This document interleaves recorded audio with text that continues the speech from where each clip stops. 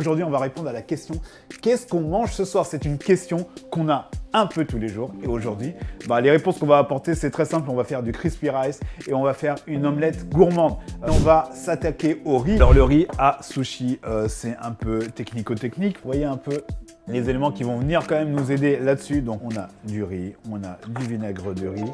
Ça c'est pour la sauce, donc on s'en occupe pas. Et on a notre sucre ici. Et notre eau, voilà. Là où c'est un peu touchy, en fait, c'est au niveau du moment où on va intégrer le vinaigre de riz et le sucre. Parce que c'est ça le riz vinaigrerie. Normalement, c'est 11 minutes, en fait. C'est 11 minutes à partir de l'ébullition. Donc, on va respecter les timings parce que, ouais, on est sur quelque chose d'assez technique. C'est pas un riz normal. Donc là, en fait, c'est 250 grammes de riz sushi avec 300 ml d'eau. On est sur on n'est pas sur une cuisson au hasard, attention, hein. On est sur du riz à sushi.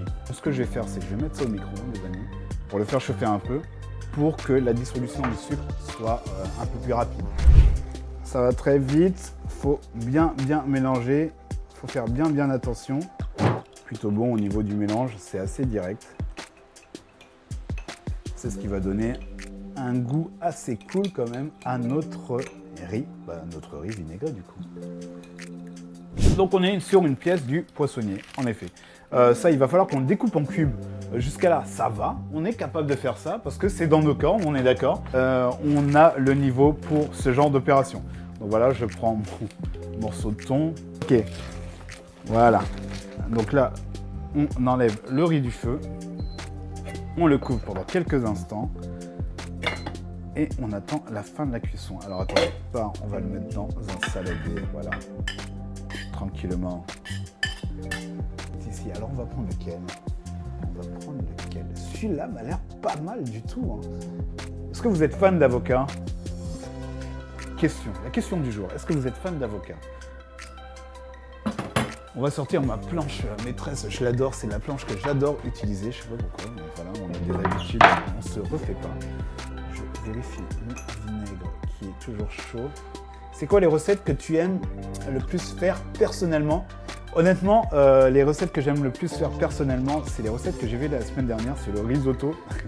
J'ai un peu triché. Voilà, je suis découvert. Les recettes que j'aime le faire le plus, c'est les risottos et les tiramisu. Honnêtement, je kiffe de ouf. Je kiffe de ouf parce que le tiramisu, c'est pas si compliqué à faire et le résultat, franchement, en général, ça se passe plutôt bien. Hop.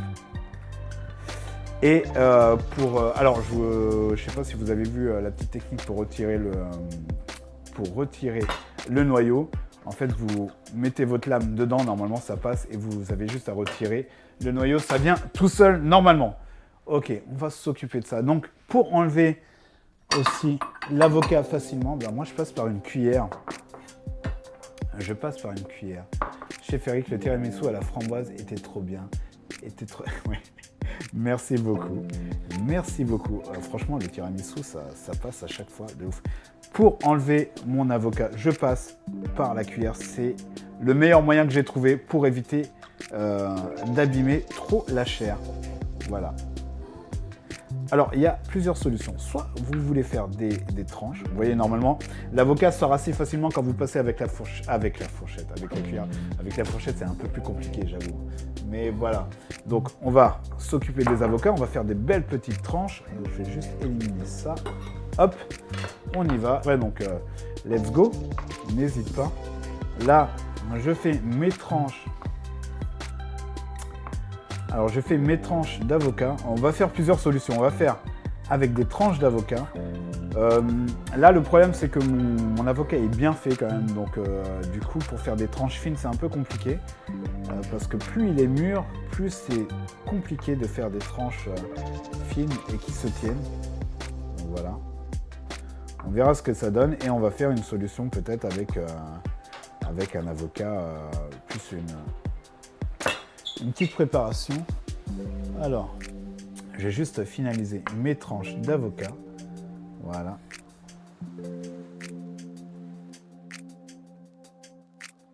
Du riz qui est juste ici, dans lequel je vais rajouter mon vinaigre de riz. Vinaigre de riz qu'on va mélanger tout ça, voilà. Ça nous permet de dégrainer un peu. Vous voyez comment on s'y prend. On a le plan vu de haut.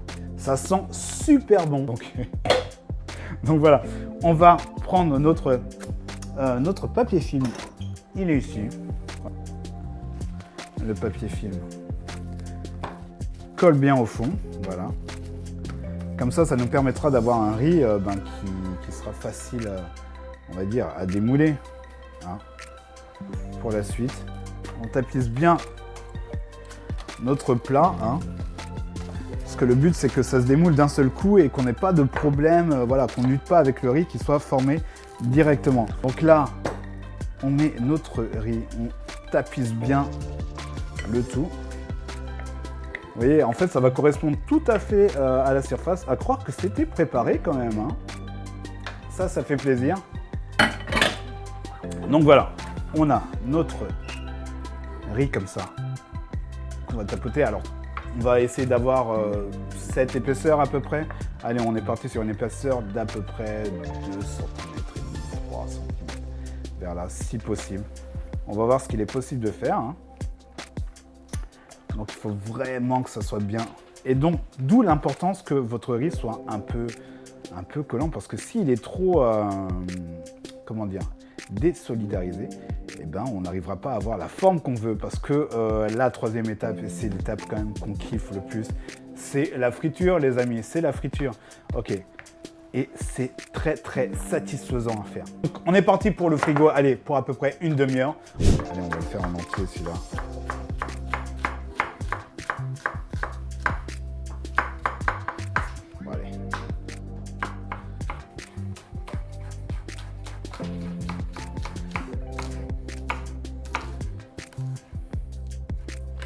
Ok.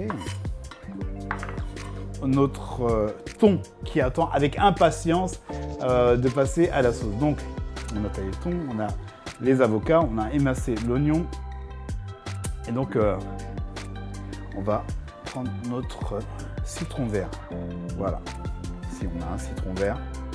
Je vais mettre un peu plus de haut. Notre citron vert, on va le couper en deux. On va y ajouter donc, on va éviter d'avoir les pépins.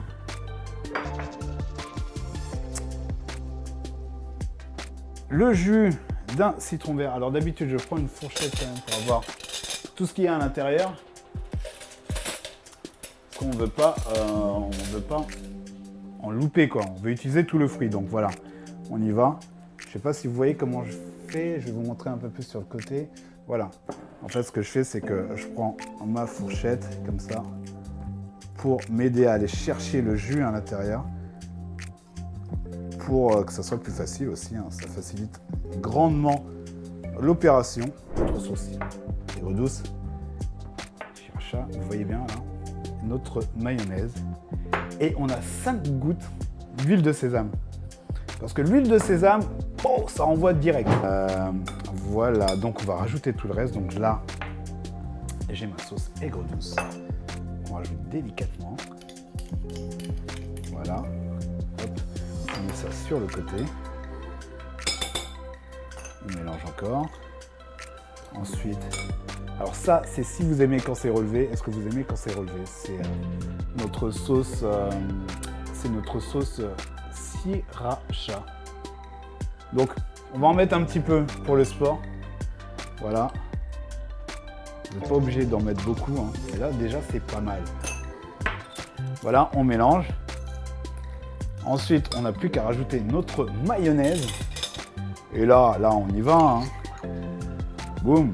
C'est là que ça commence à devenir très très gourmand. Je ne sais pas ce que vous en pensez. Et donc, on est sur 300 g de thon rouge. Vous pouvez faire ça aussi avec du saumon, il n'y a pas de problème. Donc là, on passe à la deuxième étape. Donc, la deuxième étape, on est sur la préparation d'une omelette. Donc là, normalement, il nous faut 5 œufs, des lardons et des pommes de terre. Pour ça, les pommes de terre, on va les mettre à cuire tout de suite. Voilà. Et donc, on va mettre ça. J'ai essayé de trouver quand même un saladier pour mettre mes pommes de terre dans l'eau en attendant.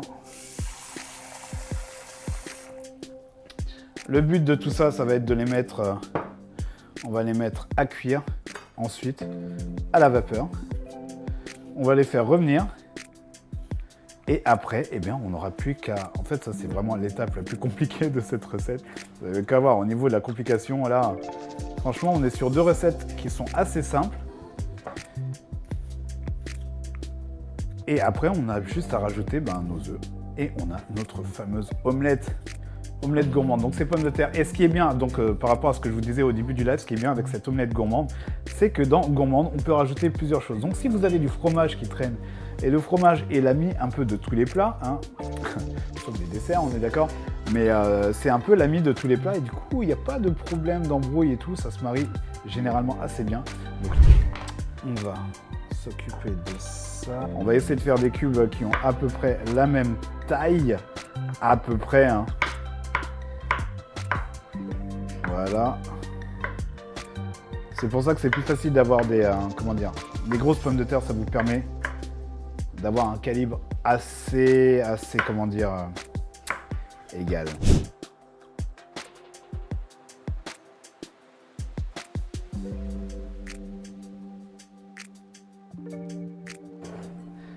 Ça fait plaisir. Ok, pendant ce temps, on va mettre à cuire nos pommes de terre à la vapeur. Normalement, on est censé gagner du temps justement avec le fait de les avoir découpés en cubes. Je vous montre donc comment on va s'y prendre pour le riz. Hop. Voilà notre riz. Ok. Bon, je crois. Ok, cool. Ok, on avait juste une petite épaisseur ici. Donc voilà, on a notre riz qui est solidifié. On va juste découper et normalement, ça vient tout seul. Découper nos morceaux comme ça. Alors, je ne sais pas si on va en faire 24 hein, par rapport à la blague de tout à l'heure. Mais on en a suffisamment pour faire une belle assiette. On va en faire 3. 3 dans la longueur. Voilà. Et ça nous fera nos petits lingots de riz. Ici. Voilà à quoi ça ressemble. Donc, tous ces morceaux, je les remets au frigo. Ah, je vais faire juste mes pommes de terre. Voilà, on va éviter tout accident. Et là, on va faire revenir tout ça. Mais on y va, on y va. Donc on va mettre nos pommes de terre qu'on va faire revenir. Hein.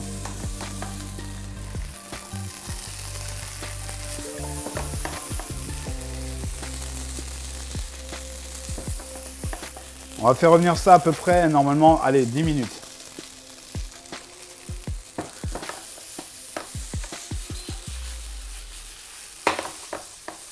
Bon, le but, c'est que ça accroche pas, on est d'accord, hein.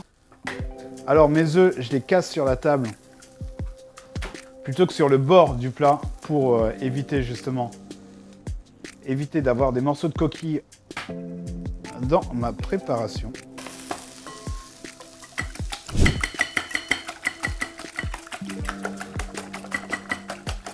Tac. Du coup, on va rajouter à la fête, parce que oui, c'est une fête, on va rajouter nos lardons. Et là, on y est. Voilà. L'odeur est irrésistible. Et là, on va mettre l'élément final de cette recette, hein, c'est les œufs. Voilà. Voilà ce que ça donne au niveau de l'omelette. Il y a du monde, il y a du goût, il y a de l'envie. Mais c'est pas le clou du spectacle, les amis, parce que ça, c'était la recette. Bon, voilà, on vide le frigo au calme. Il n'y a pas de souci. Mais on va passer à la deuxième recette.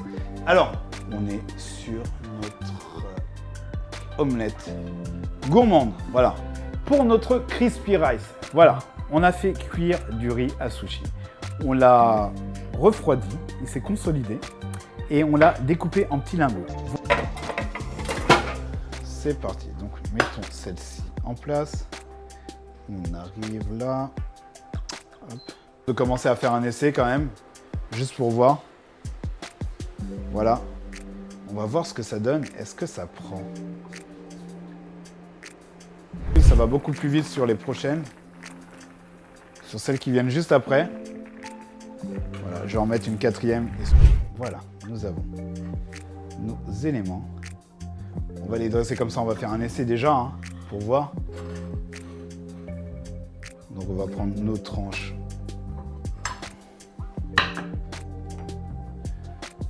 tranche d'avocat qu'on va mettre. Essayer de prendre les tranches les plus fun quand même, au niveau de la présentation. Tac.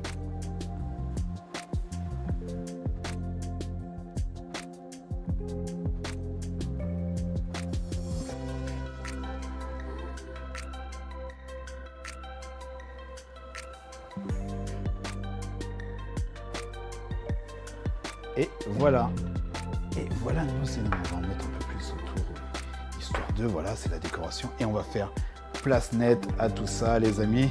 On a fini notre live, voilà. On a fini, je vais mettre tout ça sur le côté. Pour le Crispy Rice, vous avez vu toute l'aventure, hein. Voilà. Et pour notre omelette gourmande, hein, celle-ci, c'est pas si du lourd, hein, voilà. Deux salles, deux ambiances.